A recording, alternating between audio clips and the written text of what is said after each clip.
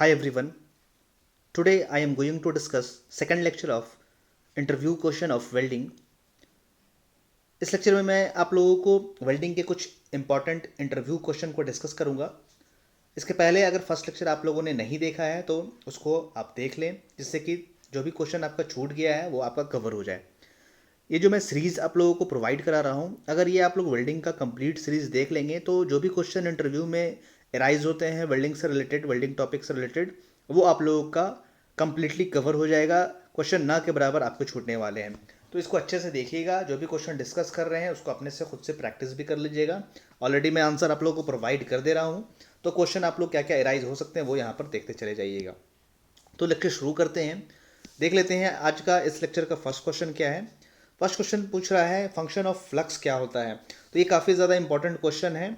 ये अगर आप प्रोडक्शन बताते हैं या वेल्डिंग टॉपिक आप बताते हैं तो वो आपसे ये फ्लक्स का फंक्शन ज़रूर आपसे पूछ देता है कि फ्लक्स का फंक्शन वेल्डिंग में क्या होता है। वेल्डिंग अगर हम लोग करते हैं तो उसमें फ्लक्स का फंक्शन क्या होता है, और काफ़ी फंक्शन होते हैं इसके, तो डिफरेंट आपको फंक्शन आपको वहाँ पर बताना होगा।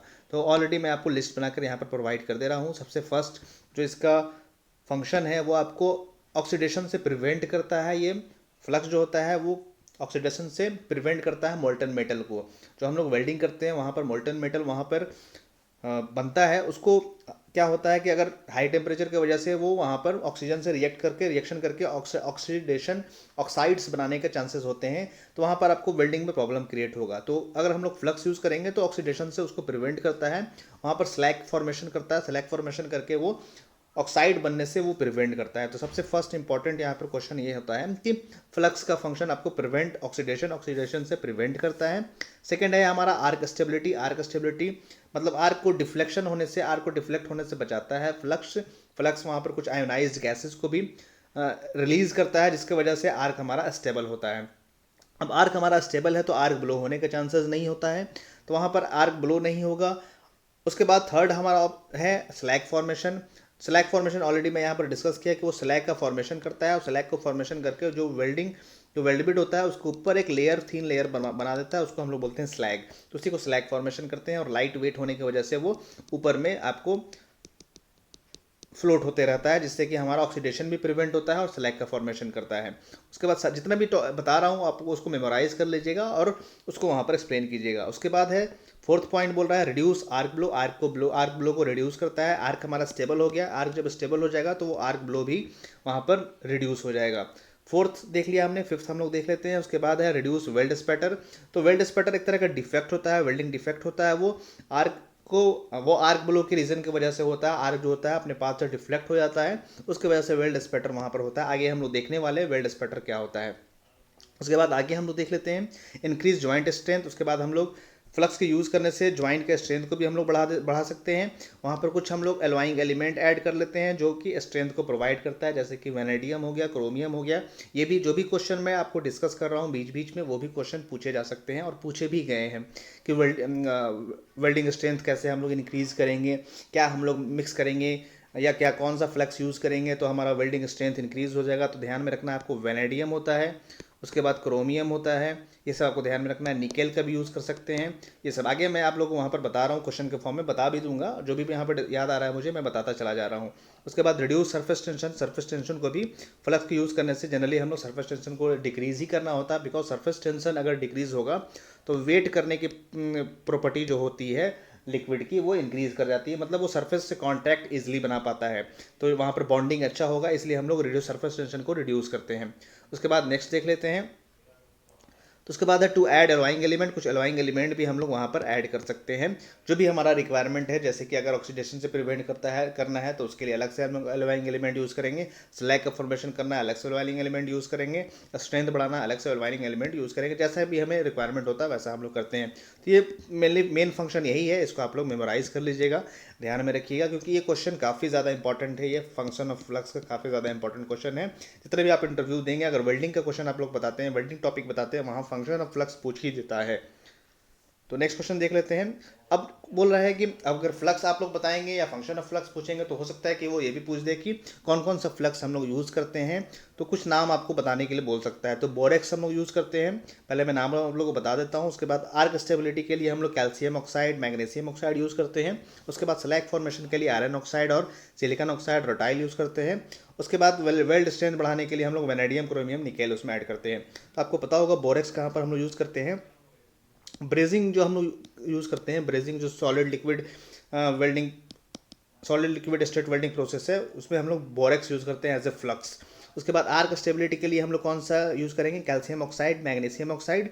स्लैग फॉर्मेशन मतलब अगर जहाँ पर हम लोग स्लैग फॉर्मेशन का रिक्वायरमेंट ज़्यादा होगा उस केस में हम लोग आयरन ऑक्साइड यूज़ कर सकते हैं, सिलिकॉन ऑक्साइड यूज़ कर सकते हैं। और रटाइल, ये आप लोग ध्यान में रखिएगा, ये बहुत काफ़ी कॉमनली यूज़ किया जाता है। आप नॉर्मल में वेल्डिंग अगर प्रोसेस देख रहे हैं वहाँ पर इलेक्ट्रोड में रटाइल यूज़ करते हैं, ये आप लोग ध्यान में रखिएगा। रटाइल का यूज़ फ्रिक्वेंटली होता है स्लैग फॉर्मेशन के फॉर्म में या फिर फ्लक्स के फॉर्म में हम लोग यूज़ करते हैं।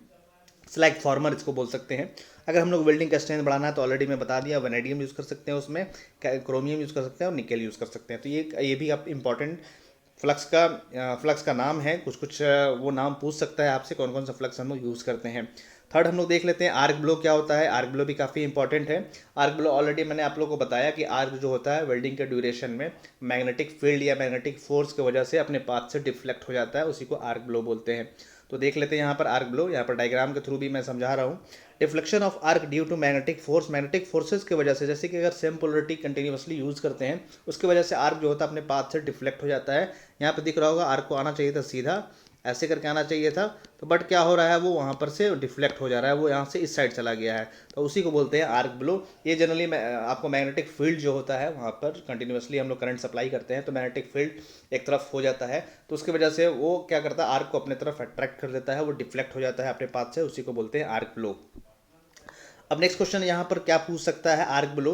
आर्क ब्लो को हम लोग अब कम कैसे करेंगे, आर्क ब्लो तो हमारा हो गया है, अब आर्क ब्लो को हम लोग को कम करना है, तो आर्क ब्लो कैसे कम कर सकते हैं। तो आर्क ब्लो जनरली अगर आर्क लेंथ काफ़ी ज़्यादा है तो उस केस में भी होता है, तो आर्क लेंथ को हम लोग कम करने की कोशिश करेंगे। उसके बाद हम लोग कुछ उसमें जो जनरली ये भी क्वेश्चन पूछता है कि आर्क ब्लो जो होता है वो कौन से करंट में होता है, डीसी में होता है कि एसी में होता है, तो ये डीसी में आपको ज़्यादा चांसेस होता है, डीसी में ही होता है, डीसी में ही आर्क ब्लो होता है।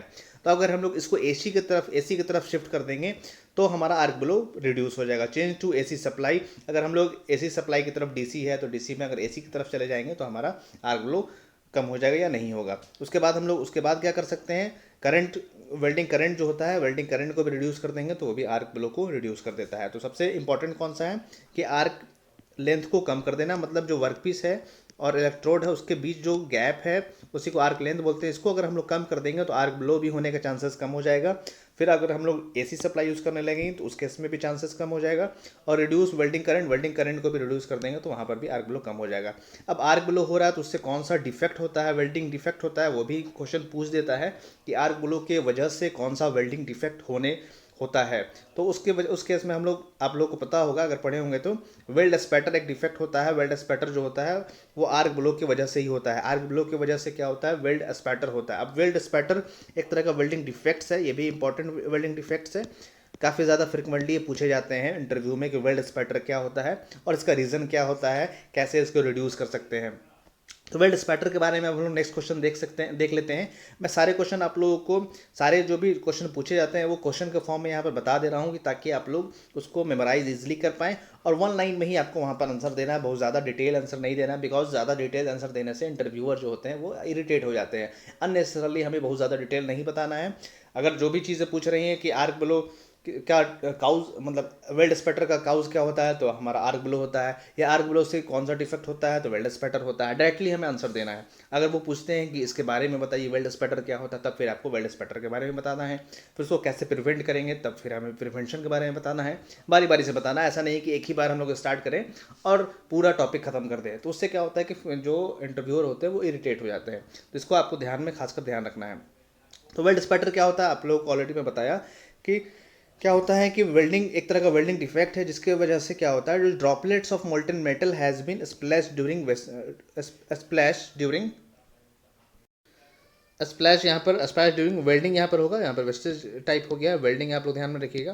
ऐसा होता क्या है कि आर्क ब्लो होने की वजह से या फिर बहुत ज़्यादा करंट होने की वजह से, वेल्डिंग करंट होने की वजह से या वेल्डिंग लेंथ या आर्क लेंथ ज़्यादा होने की वजह से क्या होता है कि जो ड्रॉपलेट होता है, जो यहाँ पर इलेक्ट्रोड है, यहाँ पर कंज्यूमेबल इलेक्ट्रोड है, उसका कुछ पोर्शन जो होता है वर्कपीस पर ज़्यादा गैप होने की वजह से कुछ पोर्शन यहाँ पर स्प्लैश हो जाता है, कुछ वेल्ड बिट इधर जो स्प्लैश हो जाता है उसी को हम लोग बोलते हैं वेल्ड स्पैटर। मतलब वेल्ड जो मटेरियल है, जो वेल्ड बिट बनने वाला था हमारा यहाँ पर, वो कुछ पोर्शन इधर, मतलब इसको हिंदी में बोल सकते हैं कि छिड़काव हो जाता है, स्प्लैश्ड हो जाता है, फैल जाता है कुछ ड्रॉपलेट के फॉर्म में, मतलब छोटा छोटा ड्रॉपलेट बन जाता है, कहीं कहीं पर भी हो जाता है, तो उसी को बोलते हैं वेल्ड स्पैटर है।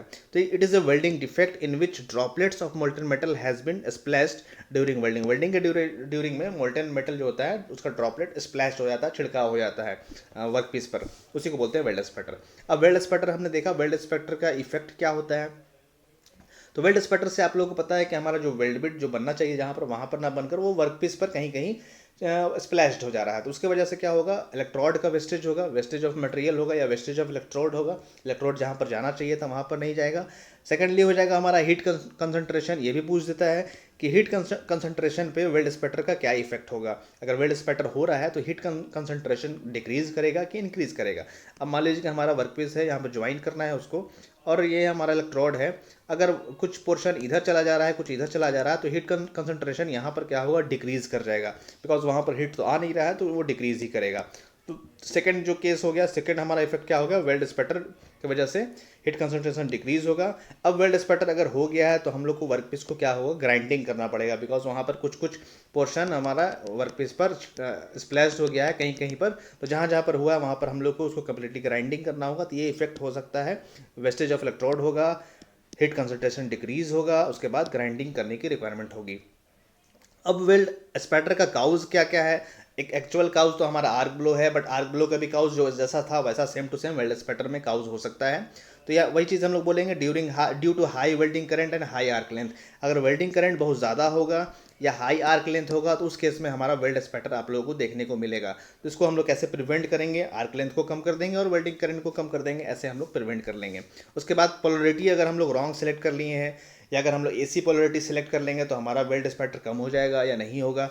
तो रॉन्ग पोलरिटी की वजह से भी वेल्ड स्पैटर होता है। जो भी काउज आर्क ब्लो का था सेम काउज यहाँ पर अगर हम लोग डिस्कस कर देंगे तो वही वेल्ड स्पैटर का काउज होगा। ये भी काफ़ी फ्रिक्वेंटली क्वेश्चन, जो भी क्वेश्चन मैंने बताया यहाँ पर, arc blow, weld spatter, flux, तो ये सब सारे इंपॉर्टेंट टॉपिक है इसके वेल्डिंग के, इसलिए आपको इसको अच्छे से मेमोराइज कर लीजिएगा। अगर वेल्डिंग टॉपिक आप लोग बता रहे हैं या प्रोडक्शन बैकग्राउंड से है तो ये क्वेश्चन आपसे पूछे ही पूछे जाएंगे। अब बोल रहा है thickness of flux on electrode, जो इलेक्ट्रोड होता है उस पर फ्लक्स का क्या थिकनेस होता है, जो थिकनेस फ्लक्स हम लोग उस पर कोटिंग किया हुआ होता है उसका थिकनेस क्या होता है, उसी का थिकनेस के बारे में पूछ रहा है। ये भी क्वेश्चन पूछ दिए जाते हैं कहीं कहीं।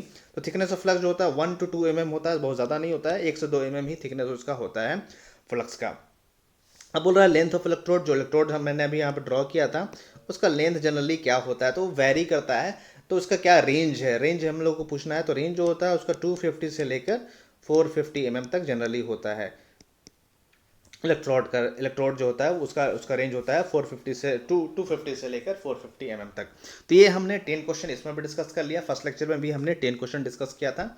जो भी स्टूडेंट उसको नहीं देखे उसको देख लीजिएगा। काफ़ी इंपॉर्टेंट क्वेश्चन को मैं यहाँ पर डिस्कस कर रहा हूँ जो आपके इंटरव्यू में पूछे ही जाएंगे, इसलिए इसको अच्छे से रिकॉल कर लीजिएगा, रिवाइज कर लीजिएगा। वीडियो को यहीं पर स्टॉप करते हैं। जैसा कि मैंने बताया कि जो भी क्वेश्चन आपसे पूछे जा रहे हैं उसका डायरेक्टली हमें ब्रीफ में आंसर देना रहता है, बहुत ज़्यादा इधर उधर नहीं घुमाना रहता है। जो भी क्वेश्चन पूछा गया डायरेक्टली वहाँ पर आंसर दीजिए। अगर नहीं आता है तो वहाँ पर हमें नो बोलना है, और अगर आता है तो तभी आंसर करना है। अगर नहीं आ रहा है तब भी हम लोग जबरदस्ती इधर से उधर करेंगे तो वो भी हमारा निगेटिव इम्पैक्ट होता है। तो वीडियो कहीं पर स्टॉप करते हैं। वीडियो को देखने के बाद लाइक और शेयर ज़रूर कर दीजिएगा, और चैनल को सब्सक्राइब नहीं किया तो सब्सक्राइब भी कर दीजिएगा। अगर कुछ क्वेश्चन है तो आप मेरा टेलीग्राम पेज से आप ज्वाइन कर सकते हैं और फेसबुक पेज को भी लाइक कर सकते हैं, वहाँ भी क्वेश्चन आप पूछ सकते हैं। Thank you so much.